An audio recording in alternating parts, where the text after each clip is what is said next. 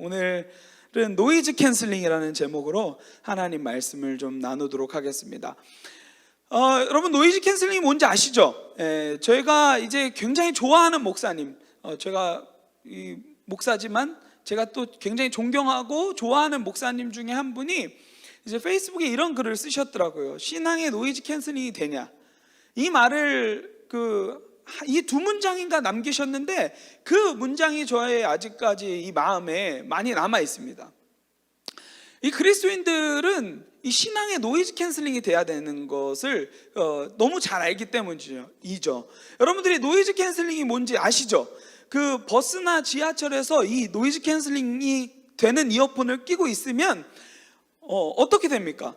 90% 이상의 소음들이 차단이 되고 노래만 이렇게 들리는 것을 우리는 이제 알 수 있는데요, 그와 마찬가지로 저는 신앙생활도 그와 같지 않나라는 것을 그분을 통해서 인사이트를 많이 받았어요. 우리 신앙생활을 하면서 계속해서 여러 가지 노이즈들이 많이 있습니다. 돌아다니다 보면 뭐 세상이 말하는 내용들이 있을 수 있고 여러 가지 노이즈들이 있을 것 같아요. 그리고 우리의 시선을 계속해서 빼앗는 수많은 것들이 있을 것 같아요.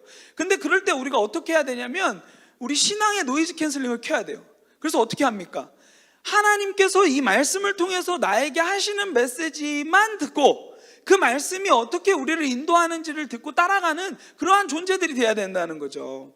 오늘 제가 이제 예배 후에 여러분들이 볼 영상을 찍어 왔는데, 양떼 목장까지 가서 찍어 왔습니다. 그 이유는 뭐냐면, 양들에 대한 비유를 좀 들려주고 싶어서 그래요.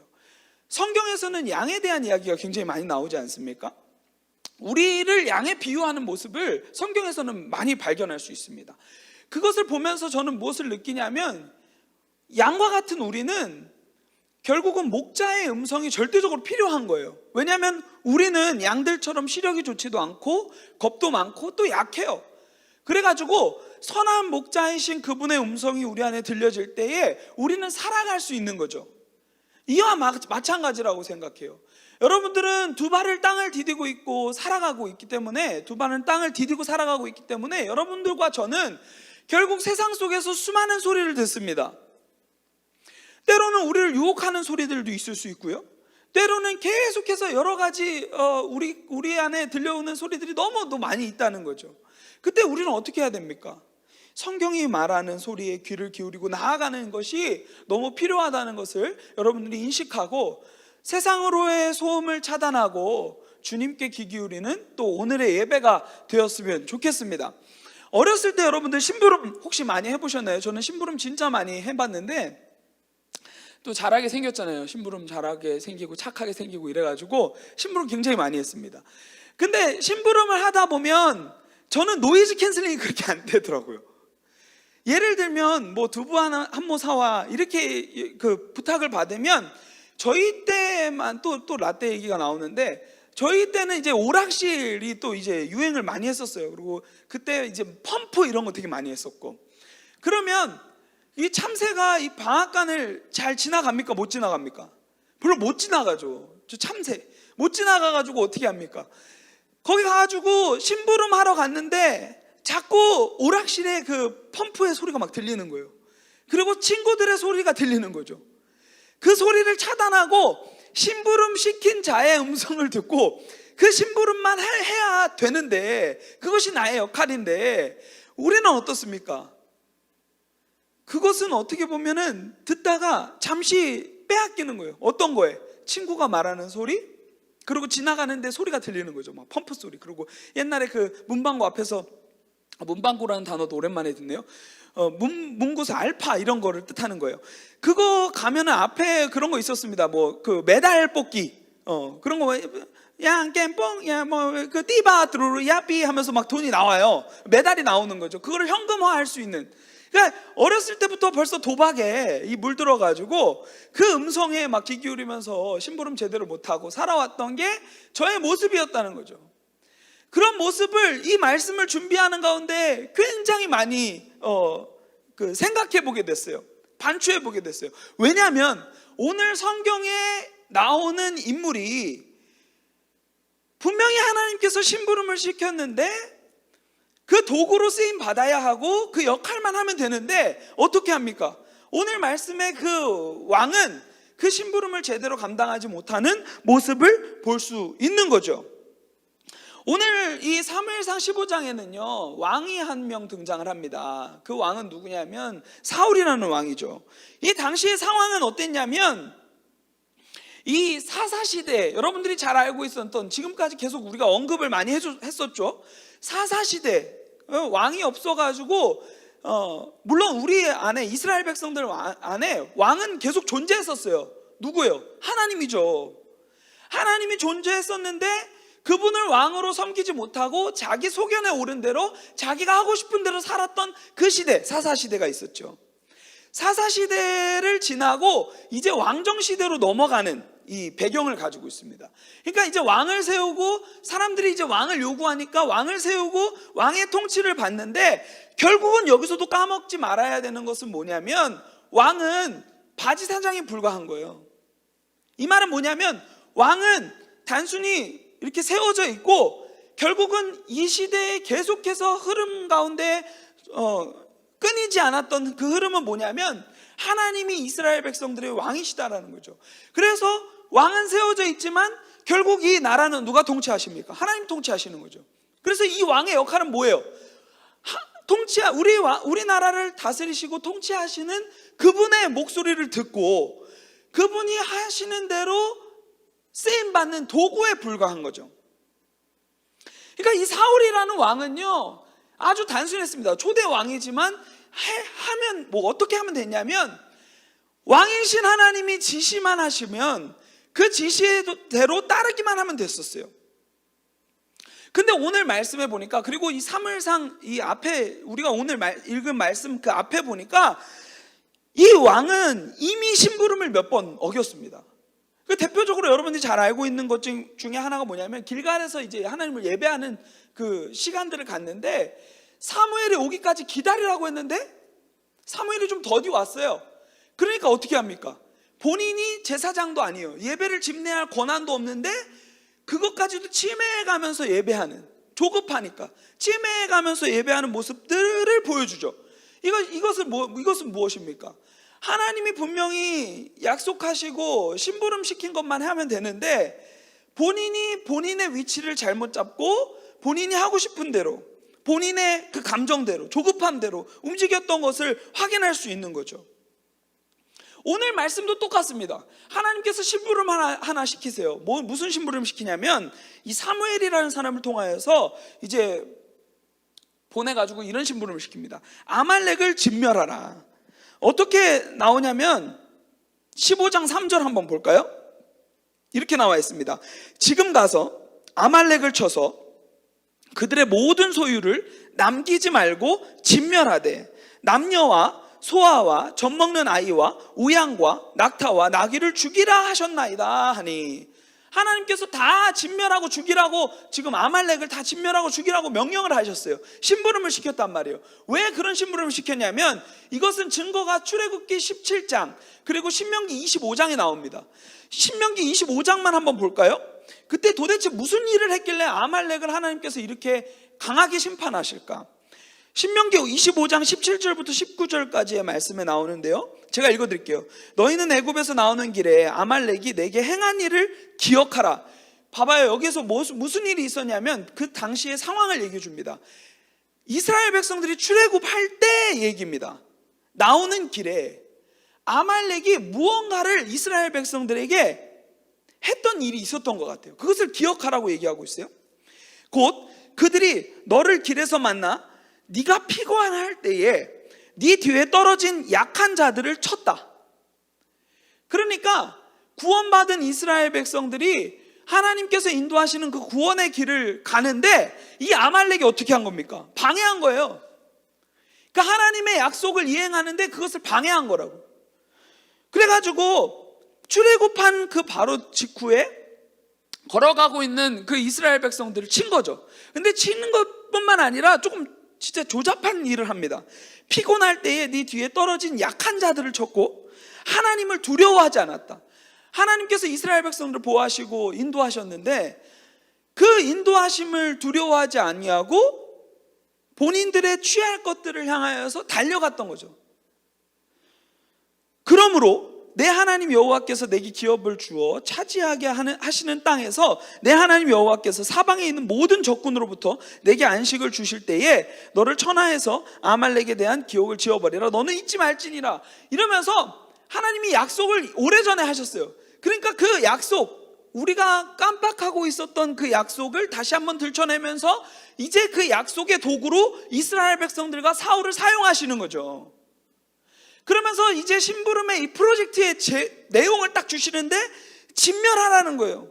그 당시의 전쟁은요, 두 가지 기능이 있었습니다. 첫 번째, 그러니까 전쟁의 종류죠. 종류. 기능이 아니라 종류인데 두 가지 종류인데 첫 번째 종류는 뭐냐면 경제를 위한 전쟁이었어요. 이것은 뭐냐면 전쟁을 해가지고 그 전리품을 취해서 누리는 그런 전쟁이 있을 거고요. 경제 활동을 위한 이제 전쟁이 있을 거고요. 하나의 전쟁은 뭐냐면 하나님께 속한 전쟁이 있어요. 하나님과의 약속을 성취하는 전쟁이죠. 예를 들면 지금 오늘 이 사울과 이스라엘 백성들이 마주한 이 전쟁은 그런 전쟁인 겁니다. 하나님이 과거에 이미 약속을 해주셨어요. 내가 아말렉 진멸해 줄게. 내가 약속의 땅으로 너희들을 인도하는데 그 방해물이 되고 장애물이 되었던 내가 그 민족을 내가 진멸해 줄게. 이렇게 약속을 하세요. 그리고 오랜 시간이 지났어요. 그 약속을 다시 한번 꺼내지면서 아까도 말했듯이 사울과 이스라엘 백성들을 도구로 사용하시지 않습니까? 지금 이 전쟁은 그런 거예요. 하나님의 약속을 성취하는 전쟁, 과거의 약속을 이루는 전쟁인 거죠. 그래가지고 이 전쟁에 원칙이 있습니다. 이 전쟁의 원칙은 뭐냐면요, 전리품을 취하지 않습니다.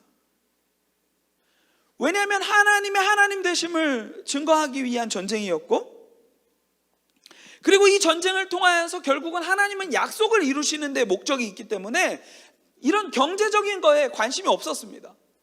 그래서 사무엘이라는 인물을 통해서 사울에게 강하게 권고했던 게 뭐냐면 절대 남기지 말고 진멸해라. 너무 친절하게 이렇게까지 얘기해 줍니다. 남녀와 소아와 젖먹는 아이와 우양과 낙타와 나귀를 죽이라. 전체 다 죽여버리라는 거죠. 아예 흔적도 남기지 말라는 거죠. 그렇게 명령을 했습니다. 그리고 나서 드디어 이 약속의 전쟁이 시작됩니다. 근데 어떻게 되냐면 전쟁이 끝났어요. 어떻게 되냐면 8절에 보면은 15장 8절입니다. 사무엘상 이렇게 되어 있습니다.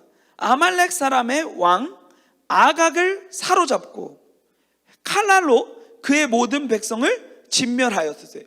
여기 조금 뭔가 이상한 게 느껴지지 않나요? 한 번 더 읽어볼게요. 9절. 사울과 백성이 아각과 그의 양과 소의 가장 좋은 것 또는 기름진 것과 어린 양과 모든 것을 남기고 진멸하기를 즐겨 아니하고 가치 없고 하찮은 것은 진멸하니라. 뭔가 이상한 게 느껴지지 않나요?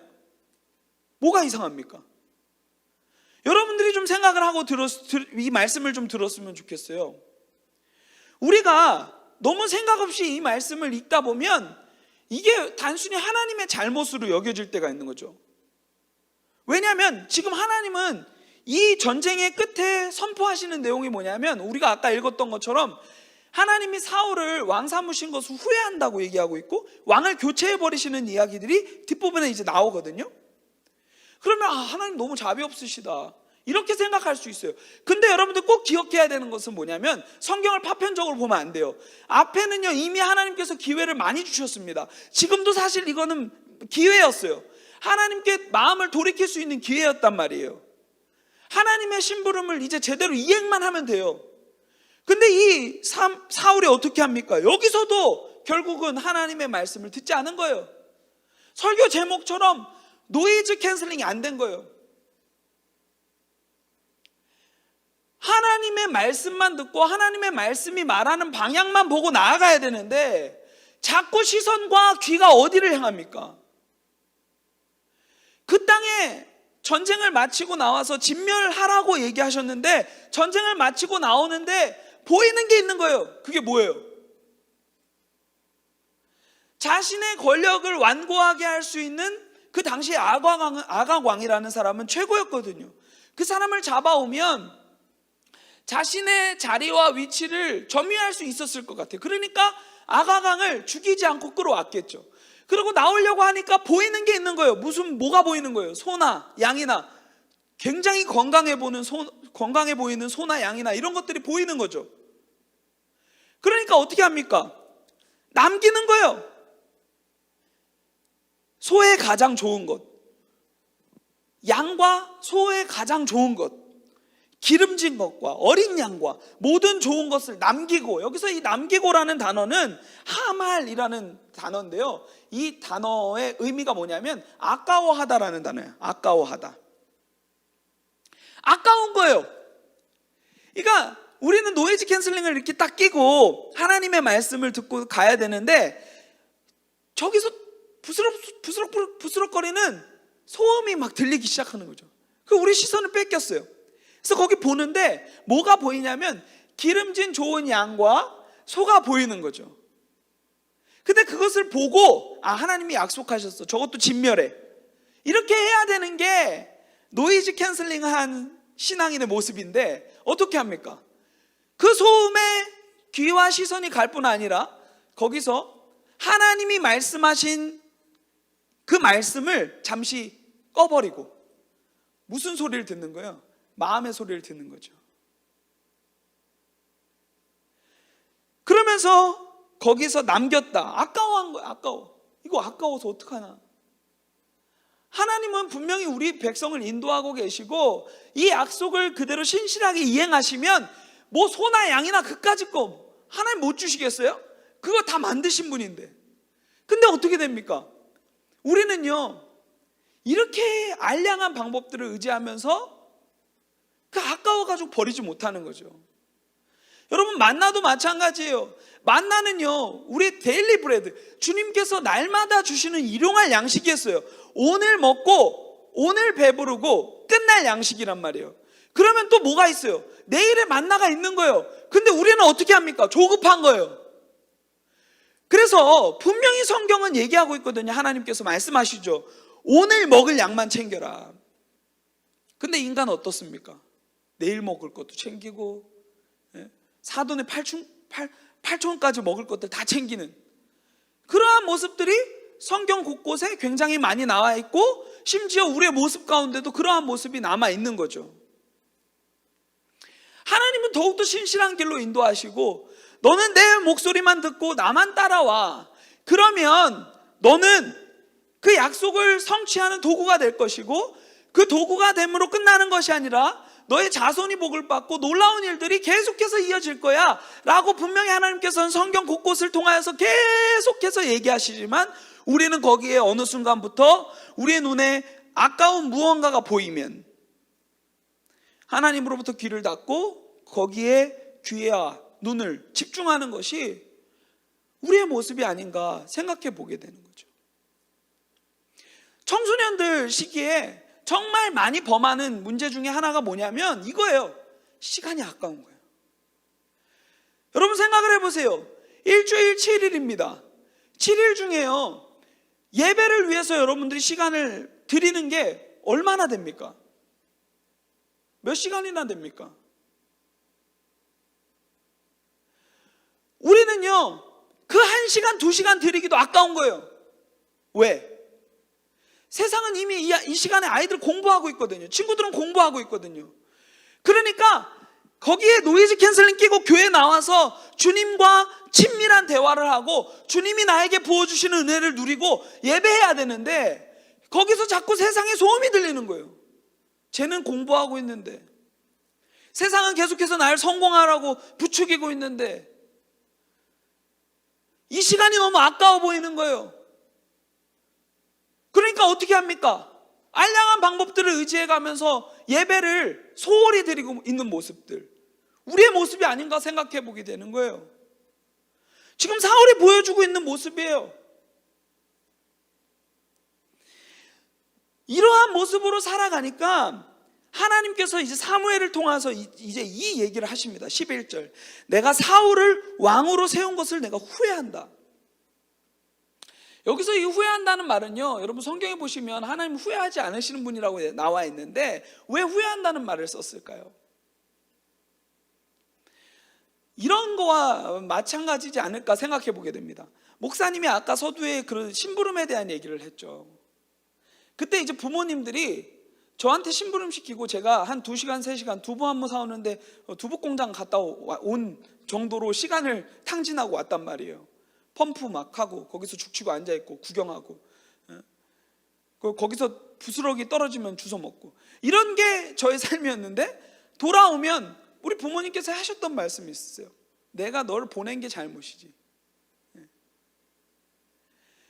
여기에 사랑이 있습니까 없습니까? 사랑은 있어요.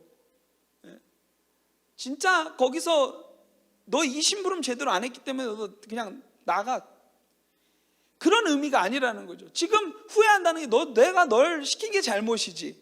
그 부모님의 음성과 같은 그러한 메시지예요. 그가 돌이켜서 나를 따르지 아니하며 내 명령을 행하지 아니하였음이니라 하신지라. 하나님이 그토록 계속해서 기회를 주시고 하나님께 그토록 계속해서 도구로 사용하시는데 하나님의 소리는 듣지 않고 계속해서 자기 하고 싶은 대로 살아가는 모습이 사울의 모습 가운데 있는 거죠. 이에 막 사무엘이 근심하면서 온 밤을 여호와께 부르짖으니라 이렇게 되어 있어요. 그러고 나가지고 다음 날이 되었어요. 사무엘이 이제 사울을 만나려고 12절에 보니까 아침에 일찍 일어나서 갑니다. 그랬더니 어떤 사람을 통하여서 한 이야기가 또 들려와요. 무슨 소리입니까? 이렇게 얘기하고 있어요. 사무엘에게 말하여 이르되 사울이 갈멜에 이르러 자기를 위하여 기념비를 세우고.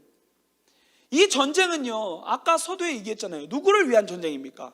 하나님의 약속을 성취하기 위한 전쟁이었고 하나님의 약속을 성취하는 도구로 단순히 사울은 부름받았고 이 백성들은 부름받았어요. 근데 지금 보여주고 있는 결과는 뭐예요? 자기 이름을 위하여, 자기의 업적을 위하여 기념비를 세우는 모습이 나오는 거예요. 지금 계속해서 다른 소리를 듣고 있는 거죠. 그러면서 14절에 보니까 사무엘이 이렇게 얘기합니다. 내 귀에 들려오는 이 양의 소리와 내게 들리는 소의 소리는 어찌 됨이니까? 그러면서 경고를 해요. 아니 분명히 하나님께서 기회 주시고 지금 약속해 주셨잖아요. 지금 근데 이 하나님께서 진멸하라고 했던 양의 소리가 어떻게 들립니까 지금? 이렇게 얘기를 하는 거죠. 그랬더니 15절에 아주 기가 막히는 얘기를 합니다. 사울이 이르되 그것은 무리가 아말렉 사람에게서 끌어온 것인데, 이 무리는 누구냐면요, 자기가 아니에요. 백성입니다. 백성. 여기 나오죠. 백성이 당신의 하나님 여호와께 제사하려 하여. 봐봐요. 여기서 인간의 옹졸함이 드러나요. 분명히 자기가 아까워서 하나님께서 명령하신 내용들을 순종하고 나가야 하는데 거기서 시선과 모든 것들을 빼앗기고 결국은 아까워서 챙겨온 거잖아요. 근데 지금 누구 탓하는 거예요? 백성 탓하는 거죠. 여러분 이 장면 어디서 많이 보지 않았어요? 창세기에서 봤죠. 아담에게 너 어떻게 이걸 내가 먹지 말라고 했던 선악과 왜 먹었냐? 그러니까 아담이 뭐라고 합니까? 주께서 나에게 허락하신 저 여자가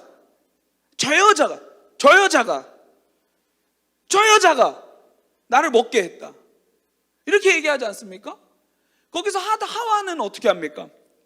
하와는 또 이렇게 얘기해요. 저 뱀이 계속해서 옹졸하게 자신의 죄를 다른 사람에게 전가하는 모습이 나오는 거죠. 이거 백성이 끌고 온 거라는 거예요. 왕이 정말 멋없어요. 여기서 인정하고 돌아와야 되는데 여기서도 멋없는 모습만 보이는 거죠. 그러면서 여기서 무슨 얘기를 하냐면 당신의 하나님 여호와께 제사하려 하여. 여기서 이 당신이라는 표현, 사실상 자신이 믿는 하나님도 있는데 왜 당신이라는 표현을 썼을까요? 저는 이것을 보면서 뭘 느끼냐면 사울과 하나님의 거리를 느낍니다. 그 당신이라는 표현을 통하여서 무슨 얘기를 하는 거예요? 당신의 하나님, 그러니까 나와 하나님의 거리가 지금 어떠한지를 지금 보여주고 있는 문장인 거죠. 그러면서 아주 그럴듯한 이제 변명을 합니다. 우리도 심부름 하다가 시간을 지체하고 우리 부모님들 뻔히 아는데 거기서 막 2시간 동안 죽치고 왔다가 그 뻥치죠. 예? 그러니까 하나님을요, 우리는 너무 이해를 잘 못하고 있는 것 같아요. 하나님께서는 모든 것들을 다 알고 계시는 분이신데 우리가 이렇게 숨기면 하나님은 못 보시겠지? 하는 착각이 있는 거죠. 그러면서 지금 이 변명을 하는데 하나님은요, 우리 마음의 중심을 아십니까? 모르십니까? 아세요. 아까워서 가지고 온 거 안다고요. 시선 빼앗긴 거 안다고요. 근데 어떻게 합니까? 여기서 또 알량한 방법을 쓰는 거죠. 여호와께 제사하려 하여, 당신의 하나님 여호와께 제사하려고 내가 이것들을 가지고 왔습니다. 이것들은 양들과 소들 중에서 가장 좋은 것입니다. 그것을 남겼습니다. 그 외의 것을 우리가 다 진멸했습니다 하면서 그럴듯한 변명을 얘기하는 거죠. 그러면서 사무엘이 이제 드디어 이제 이런 얘기를 합니다. 그 과거에 대한 기억을 끌어내는 거죠. 사울에게 이르되 가만히 계시옵소서. 그러면서 쭉 얘기하는데 하나님의 은혜에 대한 얘기를 합니다. 왕이 스스로 작게 여길 그때에 이스라엘 지파의 머리가 되지 아니하셨습니까? 하나님께서 당신을 왕으로 세워주셨는데 하나님의 말씀을 청종하고 나아가야 될 사람이, 이 민족을 하나님의 말씀으로 인도해야 될 도구인 이 사람이 왜 도대체 하나님의 약속을 버리고 다른 것들을 쫓으며 살아가십니까? 라는 이야기들을 얘기해 주는 거예요. 여호와께서 왕의 길로 보내시며 이르시기를 가서 죄인 아말렉 사람을 진멸하되 다 없어지기까지 치라 하셨지 않습니까? 18절에. 그 19절에 뭐라고 얘기합니까? 어찌하여 왕이 여호와의 목소리를 청종하지 아니하고 탈취하기에만 급급하여 여호와께서 악하게 여기시는 일을 행하십니까? 이거 죄입니다. 이거 여러분, 여기서 우리의 죄의 정의를 명확하게 할 수 있습니다. 그것은 뭐냐면 죄는요, 하나님의 말씀이 아닌 것을 듣는 거예요. 그러니까 지금 하나님의 말씀을 어긴 이 행위 자체를 다 죄로 여기는 거죠. 우리는요, 매주 하나님의 말씀을 듣습니다. 근데 그 말씀대로 살아가고 있습니까? 지금 이 말씀이 그것을 우리에게 조명시켜 주고 있는 거예요. 하나님의 목소리를 듣고 세상으로부터 귀를 닫고 노이즈 캔슬링을 켜고 믿음으로 나아가야 될 우리가 자꾸 다른 소리를 듣는 거죠. 세상이 부추기는 소리를 듣는 거죠. 그러면서 사울이 계속해서 조명하는데도 그것을 깨닫지 못하는 거예요. 그래서 오늘 우리 읽은 본문 말씀이 여기서 등장하는 거죠. 사무엘이 이르되 여호와께서 번제와 다른 제사를, 그 제사 번제 다 필요 없다. 제일 중요하게 하나님께서 여기시는 것은 뭐냐면 순종. 당신은 순종만 하면 된다는 거예요. 그의 목소리를 청종하는 것을 하나님은 좋아하신다는 거죠. 하나님의 말씀을 듣고 그 말씀을 들음에서 그치는 것이 아니라 그 말씀을 살아내는 것을 하나님 기뻐하신다는 거예요. 순종이 제사보다 낫다는 얘기를 사실상 여기서만 얘기합니까? 성경 곳곳에서 얘기하고 있죠. 말씀을 많이 들으면 뭐합니까? 제사 잘 드리는 건 뭐합니까? 형식을 갖춰서 예배 드리면 뭐합니까? 여기에 그냥 앉아있으면 뭐합니까? 지금 집에서 모니터 보고 멀뚱멀뚱 앉아있으면 뭐합니까? 내용이 없는 예배를 드리면 하나님 기뻐하시지 않으신다는 거예요. 그리고 말씀을 들으면서 그치면 하나님이 기뻐하시는 사람이 아니라는 것을 얘기해 주고 있는 거죠. 지금 이 말씀은 사울과 이스라엘 백성에게만 국한되는 말씀이 아닙니다. 우리에게도 마찬가지예요. 하나님께서 들으라 명령하시면서 하나님의 말씀을 풀어주실 때 그 말씀을 우리가 청종할 뿐 아니라 그것을 말씀을 살아내는 것이 우리의 그리스도인들의 삶의 모습이어야 되는데 일주일에 1시간 여기 앉아서 예배 자리에 앉아서 잠시 듣고 그거 꺼버리고 세상 가운데 세상이 얘기하고 요청하는 소리에만 계속 귀 기울이고 살아가는 우리의 삶의 모습을 보면 사울과 별반 다를 게 없는 모습이 나타나는 거죠.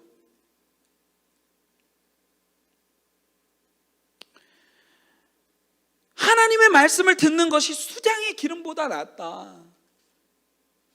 제가 지난번에 말씀 한번 나눴었죠. 미가서 6장 나눈 적은 없지만 잠깐 언급을 했었습니다. 6장 6절에서 8절까지의 말씀에 그런 말씀이 있어요. 내가 여호와께 무엇을 가지고 나아갈까? 그 고민에 뭐가 들어갑니까? 내가 천천의 수장이나 만만의 강물과 같은 기름을 하나님께서 기뻐하실까? No, 하나님 그거 기뻐하시는 게 아니에요. 하나님은 온 땅의 주인이신데, 우리 아까 찬양으로 고백했잖아요. 온 땅의 주인이신데 그까지 수량이 1000마리? 무한대를 갖다 줘도 하나님 그것보다 가장 큰 기쁨은 뭐냐면 하나님의 말씀을 한 구절 한 구절 살아내기 위하여서 발버둥치는 한 사람을 기뻐하세요. 그 삶의 예배가 살아있는 그 사람의 예배를 기뻐하세요. 아무리 많은 것 갖다 주고 아무리 많은 헌금을 주님 앞에 갖다 바친다 한들 내용이 없는 선물은 의미가 없습니다. 여러분 생각을 해보세요. 내가 사랑하는 사람이 나를 위해서 선물을 했는데 그것이 정성이 느껴지지 않는 선물, 어디서 그냥 대충 비싼 거 사다가 그냥 얘다 던져주고, 비싸면 또 좋아하긴 하더라고. 근데 정성이 없는 선물, 그러나 정말 정성이 가득한 선물, 이거를 준비하기 위해서 얘가 얼마나 노력을 했을까 느껴지는 그런 선물, 어떤 게 기쁘십니까? 우리는 하나님을 너무 알량하게 우리의 생각대로 하나님을 제한하는 것 같아요. 하나님 이렇게 해주면 하나님 기뻐하실 거야. 마치 비위 맞히듯이 주일에도 똑같아요. 내가 그래도 입시는 해야 되니까, 내가 성공은 해야 되니까, 어차피 믿져야 본전이니까, 하나님 어차피 이런 거 좋아하신다니까 내가 한번 나와보자. 하나님 그거 기뻐하지 않으십니다. 하나님은요, 그리고 여러분들의 중심을 아세요. 지금 예배드리는 여러분들의 마음 상태와 모든 것들을 아세요. 지금 하나님의 말씀이 거역하는 것이 어느 정도 위험한지에 대해서 사울은 얘기해 주는 것입니다. 23절, 점치는 재와 같고 완고한 것은 사신 우상에게 절한 우상숭배랑 같다는 거예요. 하나님 말씀 안 지키는 것은. 왕이 여호와의 말씀을 버렸으므로 여호와께서도 이제 왕을 버려 왕이 되지 못하게 하셨나이다. 아주 강한 선포를 하시는 거죠. 그랬더니 여기서 사울이 돌아올까요? 회개할까요? 참 재밌어요. 그리고 우리도 이 모습하고 아주 쏙 닮아 있는 모습들이 굉장히 많이 있습니다. 30절, 사울이 이르되 내가 범죄하였을지라도 이제 청하옵나니 내 백성의 장로들 앞과, 여기서도 내 백성 아주 교만해요. 내 백성의 장로들 앞과, 장로들 어른들 뜻하는 거예요. 이스라엘 앞에서 나를 어떻게 하래요? 높이사. 얼마나 교만하고 옹졸합니까? 저는요, 오늘날 우리 그리스도인들이 제일 잘 못하는 게 요건 것 같아요. 너무 닮아 있어요. 죄 졌으면 죄에 대해서 명확하게 인정하고 엎드리면 되거든요. 예? 하나님 용서의 하나님이시잖아요. 덮어주시거든요. 근데 그것을 악용하죠. 내가 잘못한 건 인정해. 그러나 내 체면 좀 생각해줘. 사울이 지금 죄를, 수많은 죄악들을 짓고 나서 지금 마지막 이 결론 부분에서 보여주는 장면이 뭐냐면, 사무엘 알았어, 흥분한 거 알아, 아는데 그래도 내 체면 좀 생각해줘. 우리 애들 있잖아. 내 백성과 이 장로들, 이스라엘 백성들 앞에서만 나를 좀 높여줘. 나 알겠어. 이 진정한 회개입니까? 아니죠. 하나님 앞에서 너무 교만한 거예요. 사람들 앞에서 자신의 체면들을 의식하면서 살아가는 거예요. 누구의 소리를 듣는 거예요? 지금도 결국 하나님께서 죄를 조명해 줬으면 노이즈 캔슬링을 켜야 돼요. 내 죄를 딱 주목하고 내가 이런 죄가 있구나, 내 이 문제를 해결하지 않으면 안 되겠구나 하면서 주님 앞에 엎드려야 될 사람이 지금 여기서 또 보여주고 있는 건 뭐냐면 소음이 들리는 거예요. 무슨 소음? 백성의 소음, 장로들의 소음, 이스라엘 백성들의 반응. 내가 이런 죄를 저질렀을 때 저 사람들이 나를 향해서 보내는 손가락질, 이런 것들이 계속해서 시선과 이 귀를 사로잡는 거죠. 그래서 또 여기서 노이즈 캔슬링을 실패합니다. 내 체면 좀 생각해줘. 앞에서는 내가 범죄했을지라도 이런 표현을 써가면서 회개한 듯 하지만 전혀.